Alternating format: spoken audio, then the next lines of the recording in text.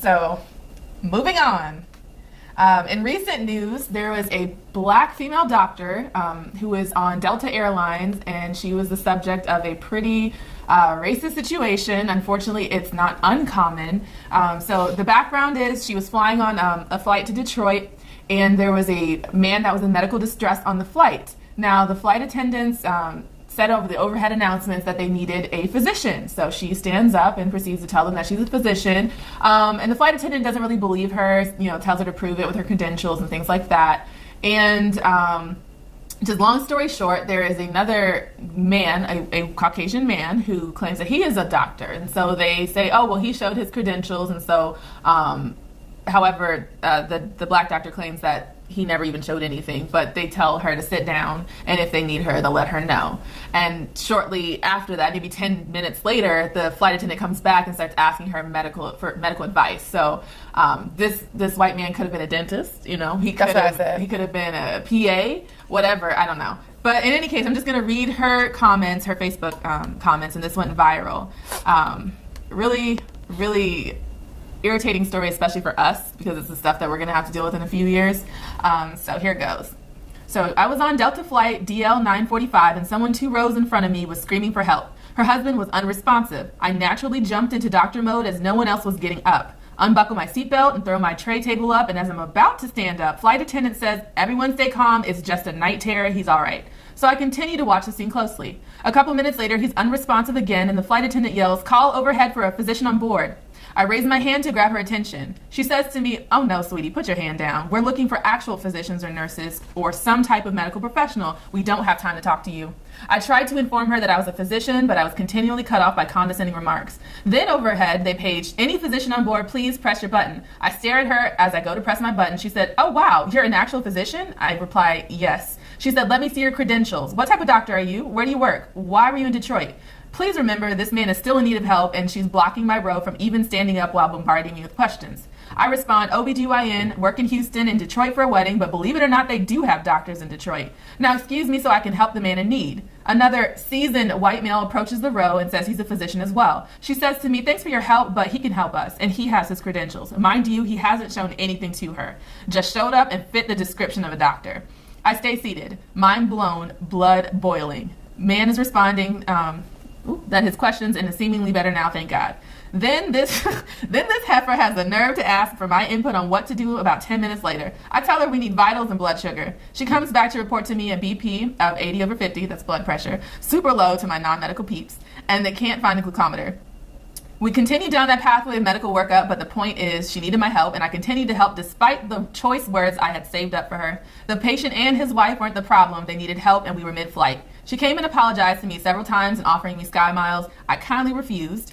This is going higher than her. I don't want Sky Miles in exchange for blatant discrimination. Whether this was race, age, gender discrimination, it's not right. She won't get away with this, and I will still get my Sky Miles. I know that's right. So, are you surprised? I think there's a lot to unpack there. Oh, yeah. First, what do doctors look like to America? Well, I think you know what they look like. I think she told us what they look like. Yeah. I think she had 2 terrible stereotypes going against her. She's a female, and she's black. Right. I wonder if initially the flight attendant, when she first said, "Oh no, sweetie, we need doctors," if initially she wasn't stereotyping her. Because I know I've been in situations before where I see people raising their hands trying to help, and everyone's just trying to help. Right. So maybe that's what she thought initially. Yeah. And then at that point, I'm nice. I'm just giving her leeway out in the first go. Even though she showed her true self, but keep going. And yeah, the next time though, when she's like, "No, we need actual physicians. Show me your credentials. What are you going to Houston for?" Right. That's not. Why does she need to know why she's going to Houston or to Detroit in the first place? What does that have to do with her? What are the credentials? Like, when we graduate, do we get little doctor cards or something? Do we in our wallet, does it say like, "I am a doctor now"? I'm going to send an email to the school and ask them, what are these? You tell what these credentials are for life and death situations, so we can prove that we're doctors. I mean, I did not know that we got little badges of honor. I thought that was like a metaphor. Do you need a symbol? hospital badge? Because not everybody works in a hospital. Right. What if you have your own private practice? Yeah. Like, do you pull out your bills, your light bill? Like, "Oh, this is my light bill for my private practice." Like, you carry a diploma. I don't know. Your white coat. White coat magic. I always talk about white coat magic. That's when she should have whipped it out. And they're like, White coat magic. I mean, we both had instances where actually I've never been mistaken for a medical student ever. Never. Have you? Yes. Mistaken? I've been mistaken for a doctor many times. Maybe in the hospital. As long as I have my white coat on. Okay. Yeah. I mean, that's happened to me today. Like somebody, I think it was an EMT in the emergency room, was like, "Hey, can you sign for this?" I was like, "Not yet," but maybe soon. Maybe soon. But in general, like, well, so if somebody's like, "Oh, so like we're wearing our white coats, wearing the badges, everything," and they're like, "Oh, you're in nursing school, you're in PA school, you're a tech, you're the janitor," I'm like, "What? There's one more guess out there." Like, they never get that. That's never happened to me when I have the white coat on. That's why I call it white coat magic. I always wear it whenever I'm in the hospital. I still get it. I still get, like, the whole gamut from, like, janitorial staff to secretary to tech to nurse to PA. Then they can't get beyond that. Like, it's like this brain malfunction. Like, like, it's so annoying and so obnoxious. So it makes me a little sad that we're going to have to face crap like this because another doctor just came out and said the same thing happened to her recently and on a Delta flight at that. So it's...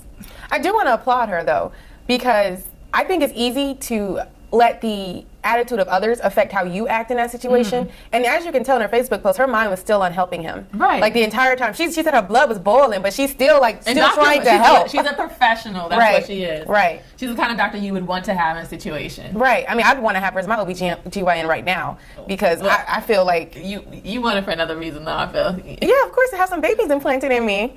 But that's neither here nor there. Well, you just made it here. What else? How else do you feel about it?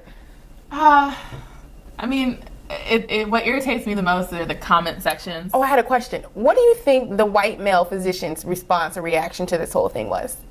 Because what often bothers me, what makes it worse in this situation is not really, of course that person is racist. She's showing she's racist. Right. But what could stop that and eliminate that and mitigate that is someone else speaking up who is of the other race, being like, wait a minute now, like, let's see if she's a doctor. You didn't ask me for that information. Or he could have easily been like, do you want to see my credentials too? Would you like to see those too? That would have put it on a fair playing field, at least from my perspective, like if I was her.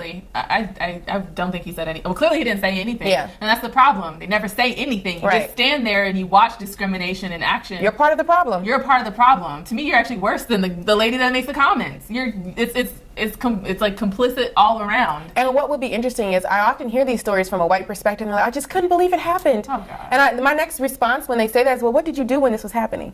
This is them. Like, they're speechless and they open their mouth and I'm just like, I mean, this is not a hard question. Like, when I see someone in trouble, I try to help. Yeah. If I see something being done unfair, I'm not going to go and tell all my friends about it later on and then be like, oh, but I didn't do anything. I just stood back and watched the show. Like, don't have a conversation with me about the discrimination that you just saw happen to me. You could have said something in the moment that could have changed the trajectory of what was happening to me. Like, honestly, and it's really messed up to say that in 2016, but like a white accounting of a black experience is much more powerful and much more impactful to society than a black person stating this happened to me. Because they think we're just being sensitive. That's literally what the comments say. Oh, I don't believe her. Oh, this is just a liberal lie.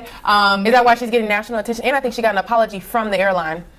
No, it was a pseudo apology. They literally were like, they basically claimed that this is standard protocol, like to ask for credentials. And I'm like, that's fair. But if you didn't ask the other man for credentials that's way. That's why I always say, why do the rules always apply to us? Yeah. Like, everyone's always like, well, it's standard, it's protocol. It's not okay, but it's standard and protocol to me, but my white counterpart can go through and all of a sudden those same rules don't exist anymore. Right. And there's always leeway. It's always like up to their discretion they can apply these rules. This is in school. I would love this is in everything. I would love for some discretion to be applied to me in that same manner that is applied to my white counterparts. Can I get some discretion too? Nah. Or do the rules always have to be by the book? Does every decision you make about me have to be by the book?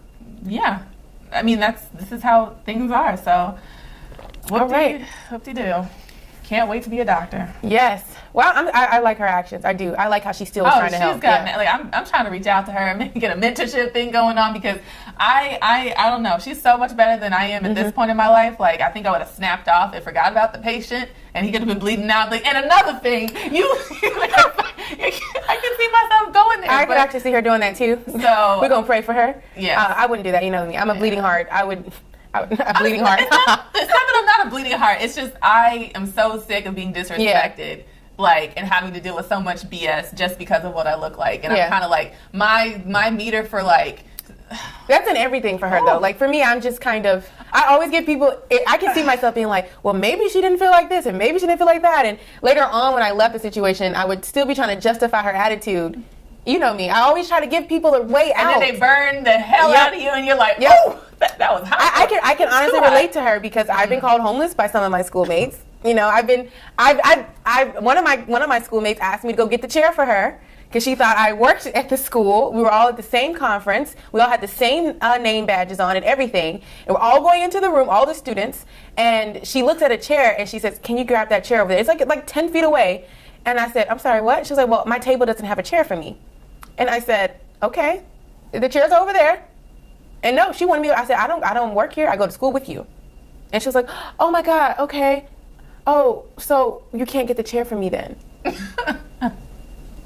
No, I can't get the chair for you. There's so many issues wrong with that. Like, your legs work. Why can't you get the chair yourself? Why do you need someone who works at the school to go get you a chair? Yeah, that's how, to me, that... I would never ask anybody to do that for me. It's like, it's almost like you want to see this person in a subservient role. Like, it's very, like, to me, like, almost like master slave. Yes. Like, I just want to see you do something. I just want to see you crawl. Like... Bark, please. Yeah. Bark real fast. I don't know. I was telling you this, I said, whenever I ask someone in any environment to do something for me, especially if I know that in society's eyes, I'm a little bit higher up than that person. If it's like right next to me and I'm like, hey, can you pass me the tissue paper or something? And it's like 2 feet away, I'm like, oh, I thought you had to go to the back to get that.